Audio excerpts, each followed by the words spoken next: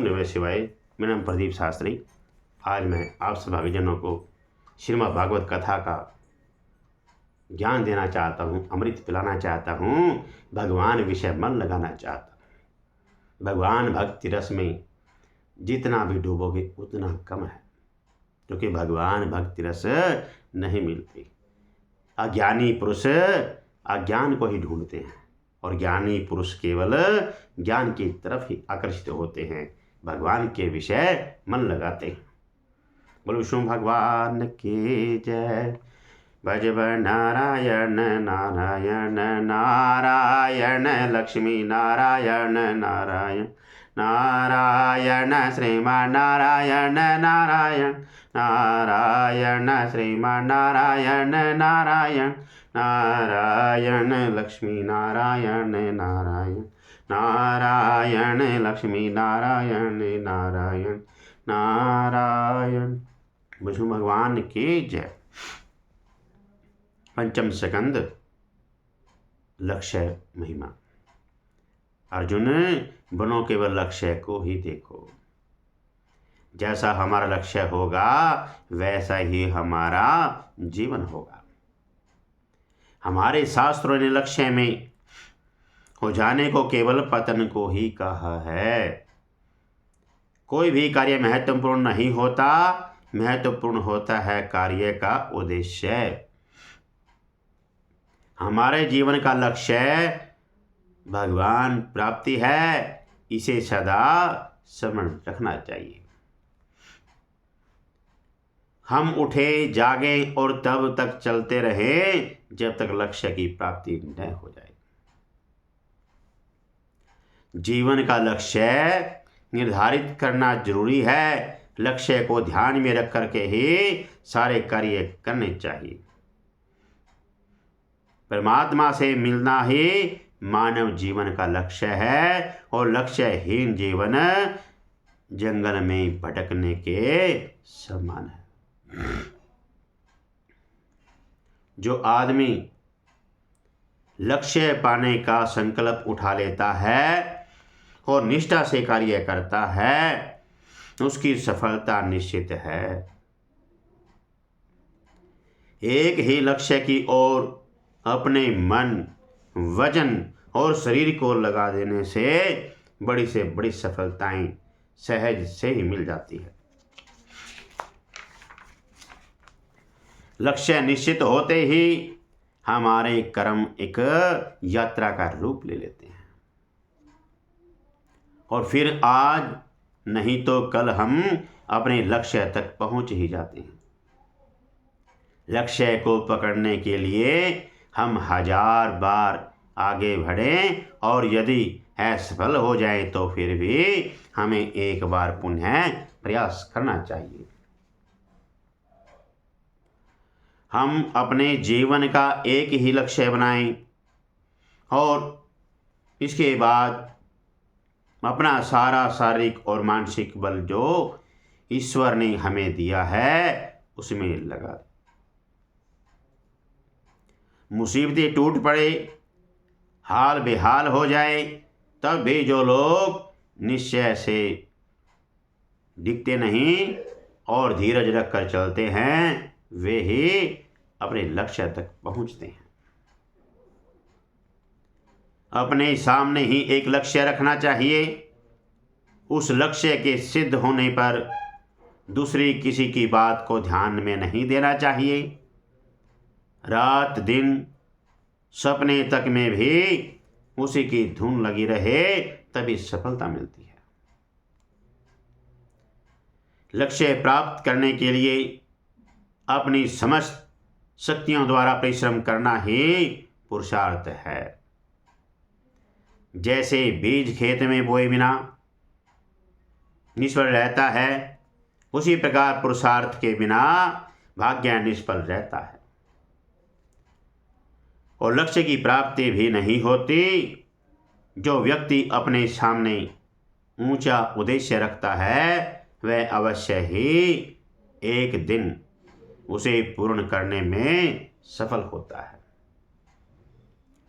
लेकिन इसके लिए आवश्यक है कि वह अपने लक्ष्य पर तीव्र गति से निरंतर बढ़ता जाए।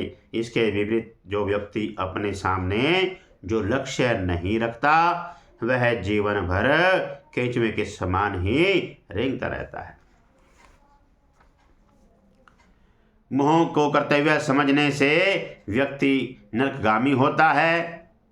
मोह से घिरे हुए व्यक्ति का संपूर्ण जीवन व्यर्थ हो जाता है। वासना से नया प्रारंभ बनता है एवं उससे फिर दूसरा जन्म लेना पड़ता है। हम किसी के साथ अत्यंत लगाव न रखें और न किसी को पूर्ण रूप से उपेक्षित रखें। ज्ञानी पुरुषार्थ को परमात्मा के शिवी को वस्तु या व्यक्ति से स्नेह नहीं करना चाहिए। अगले जन्म की तैयारी मनुष्य इसी जन्म में करता है, क्योंकि वासना पूर्ण जन्म का कारण है। अतः वासना का परित्याग करके हमें नित्योपासना करनी चाहिए। भगवान के प्रति मन लगाना चाहिए। केवल भगवान ही हैं जो हमें केंद्रित बिंदु के समान रखते हैं और हमें पार उतारते हैं। अब संसार की महिमा सुनिए। हम भगवान का नाम भी लेते रहें और संसार का काम भी करते रहें। जिस प्रकार बर्फ में जल परिपूर्ण है, उसी प्रकार संसार में भगवान परिपूर्ण है। ईश्वर का चिंतन न हो तो कोई बात नहीं, किंतु संसार के चिंतन में लीन नहीं होना चाहिए। संसार में यह सबसे हास्यास्पद बात है कि जो दुर्जन हैं वे स्वयं ही सज्जनों को दुर्जन कहते हैं।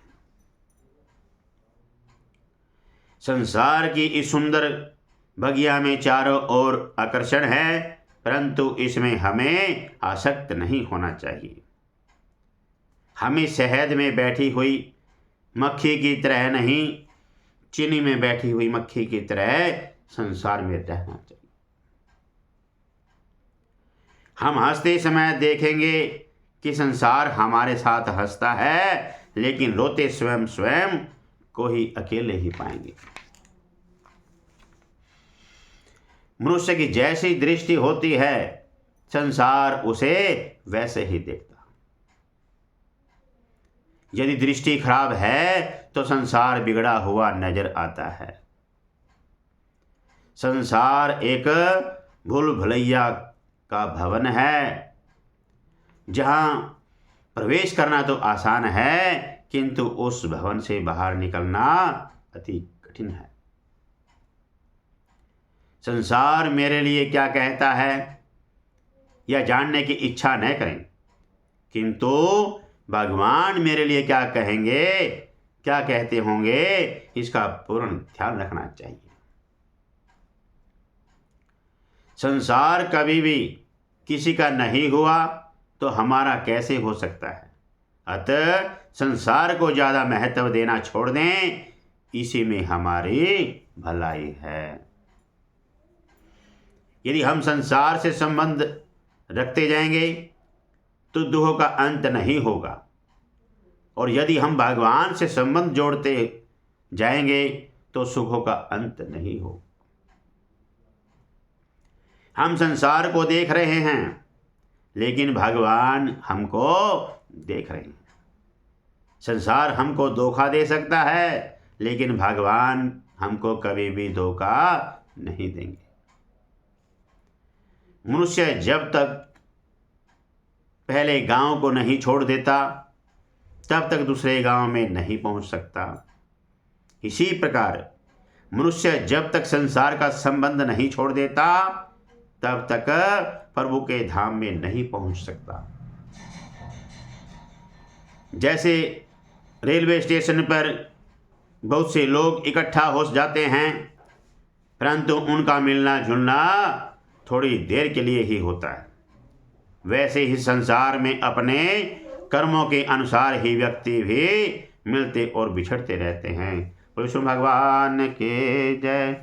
भजव नारायण नारायण नारायण, लक्ष्मी नारायण नारायण नारायण, श्रीमान नारायण नारायण नारायण, श्रीमान नारायण नारायण नारायण, लक्ष्मी नारायण नारायण नारायण, लक्ष्मी नारायण नारायण नारायण। विष्णु भगवान की जय।